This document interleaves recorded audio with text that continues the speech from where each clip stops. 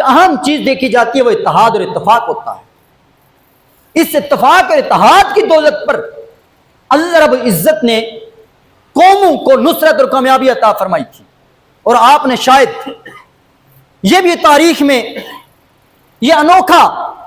اور سنہری حروف اس واقعے نے ایک سنہری باب بند کر دیا کہ جب فوج دشمن کے مقابلے پر میزائل داغ رہی تھی، افواج پاکستان کفر پر آگ برسا رہی تھی،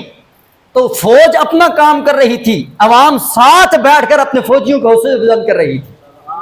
وہ جو ایک تصویر آپ نے دیکھی ہے، چند لوگ بیٹھے ہوئے ہیں، ادھر سے میزائل فائر ہو رہا ہے، یہ بھی ایک تاریخ میں انوکھا اور سنہرا باب ہے۔ لوگ اس کو صدیوں یاد رکھیں گے کہ کوئی قوم تھی کہ فوج دشمن پر میزائل داغ رہی ہے، وہ ایسے بیٹھ کر تماشا دیکھ رہے ہیں جیسے انہیں کوئی خوف اور خطر ہی نہیں ہے، اور افواج پاکستان کو بھی کتنا حوصلہ کہ ہمارے پیچھے ہماری عوام ہمارے ساتھ بیٹھی ہوئی ہے۔ وہ جو ویڈیوز بچے، یار کتنا کمال کا یہ منظر، چھوٹے چھوٹے بچے پلیٹ میں سالن ڈال کر ہمارے فوجیوں کو پیش کر رہے ہیں، کوئی سلاد اٹھا کر دے رہا ہے، کوئی پانی پلا رہا ہے، وہ درختوں کے نیچے بیٹھ کر ایسا منظر ہے کہ جیسے یوں لگتا ہے کہ اہل ایمان اور مسلمان جنگ کے لیے نہیں آئے ہیں، جیسے ایسے آئے ہیں کہ ایک دوسرے کے ساتھ برسوں سے بچھڑے ہوئے ایک دوسرے کے استقبال کے لیے بیٹھے اور کھڑے ہوتے ہیں، اور ایسا تعلق نظر آتا ہے کہ کوئی مشرق کا، کوئی مغرب کا، کوئی سندھی، کوئی بلوچی، کوئی پٹھان، کوئی پنجابی، کوئی کون، لیکن محبت ایسی ہے جیسے صدیوں سے ایک دوسرے کے جاننے والے بیٹھے ہیں۔ اور اللہ رب العزت کا ہمیں کرم ہے، بہت بڑا اللہ رب العزت ہم پہ کرم اور فضل فرمایا ہے۔ اور ایک اور بات آپ احباب کے گوش گزار کرتا ہوں، جنگ کے بعد اہل ایمان کا جب مسلمان فتح حاصل کر لیں، کامیابی حاصل کر لیں، اس کامیابی کے بعد اپنی ہیبت اور رعب طاری کرنے کے لیے دشمن کے فوجیوں کی، ان کی جنگی صلاحیت کی تحقیر اور ان کو کسی خاطر میں نہ لانا، اس کا ایک پہلو بھی آپ کو جنگ بدر سے ملتا ہے۔ جنگ بدر کے موقع پر جب میرے آقا واپس آئے، صحابہ کرام رضوان اللہ تعالی اجمعین مجاہدین اسلام کو مبارکباد دے رہے، ہر ایک سے پوچھ رہا ہے کہ کس نے کیا کچھ کیا، کہاں پر کیا ہوا، ہر ایک دوسرے کو اپنی بہادری کے قصے سنا رہا ہے۔ تو وہاں پر حضرت سلمہ بن سلامہ رضی اللہ تعالیٰ عنہ،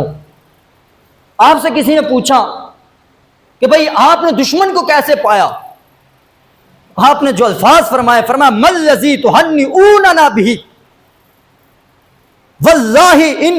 لَقِينَا إِلَّا عَجَائِزَ سُلًّا كَالْبُدُنِ مُعَلَّقَةِ فَنَحَرْنَا بِهَا۔ آپ نے فرمایا ہم سنتے تھے مکہ کے بڑے بڑے رئیس، بڑے بڑے سردار، بڑے بڑے جنگجو، بڑے بڑے بہادر، بڑے بڑے دلیر، ان لوگوں کے ساتھ ہمارا مقابلہ ہے۔ وہ فرماتے ہیں بخدا ہم نے جن سے مقابلہ کیا تھا وہ تو ہمیں بوڑھی اور گنجی عورتیں نظر آئی، ہمیں یوں لگا کہ جیسے بوڑھی اونٹنیوں کو رسیوں کے ساتھ باندھا ہوا ہوتا ہے، ہم نے صرف ان کے گرے پر چھری پھیرنی تھی۔ آج 1500 سال کے بعد بھی یہ منظر اللہ رب العزت نے آج ایمان پاکستان کو پھر عطا فرمایا۔ جب ہم سنتے تھے دشمن کے پاس رافیل، دشمن کے پاس H-400، دشمن کے پاس اتنی بڑی طاقت، دشمن کے پاس ڈرون، دشمن کے پاس اسرائیل کی ٹیکنالوجی، دشمن کے پاس میزائل، دشمن کے پاس تیجس طیارے، دشمن کے پاس اور پتہ نہیں کیا کچھ ہے، دشمن کے پاس وہ مسلمانوں کو مہیا میٹ کر دے گا۔ لیکن اللہ رب العزت نے 1500 سال بعد یہ بھی دکھایا ہے صفن کأنہم بنیان مرصوص، جب قوم اور افواج پاکستان یکجان ہوئے مشرق سے مغرب تک، پچھلے جمعے کے ساری مساجد میں یہی آواز تھی افواج پاکستان قدم بڑھاؤ قوم آپ کے ساتھ ہے۔ ایک دن ہی نہیں گزرا تھا، صرف 3 گھنٹے کی جنگ ہوئی تھی، ساری دنیا کفر پاکستان کے قدموں میں آ گئی تھی۔ 3 گھنٹے کی جنگ تھی، اور میں یہاں پر میں ایک مرد قلندر، ایک مرد حر، ایک مرد مومن اور مرد حق کی وہ کہی ہوئی چند سال پہلے بات، چند سال پہلے جو انہوں نے کہی تھی، ایک دن دشمن کی طرف اپنے میزائلوں کا رخ کر کے انہوں نے کہا آج یہ آئے گا، غوری آئے گا، آج شاہین آئے گا، آج ابدادی آئے گا، آج نصر و حتف آئے گا، ساری دنیا کا کفن آپ کے قدموں میں پڑے گا۔ ابدادی بعد میں تھا، غوری بعد میں تھا، شاہین بعد میں تھا، ابھی صرف ایک فتح آپ نے چلایا تھا، اسرائیل، برطانیہ، امریکہ آپ کے قدموں میں آ گیا تھا۔ اگلے دن اسی امریکہ کے وزیر خارجہ کی سٹیٹمنٹ تھی، ہم نیوٹرل ہیں، دونوں گروپ، دونوں ملک جو مرضی کریں۔ اگلے دن آپ نے 3 سے 4 گھنٹے اپنی چڑھائی کی ہے، کیا ہوا ہے؟ فوراً دشمن آپ کو فون کر کے منتوں ترویے کر کے کہتے ہیں بس کیجئے۔ یہ ہے مسلمانوں آپ کی پاور، قسم خدا کی ممبر پہ میں آپ کو کہہ رہا ہوں، ہمیں اگر آج اہل ایمان کا اپنی طاقت و پاور کا اندازہ ہو جائے،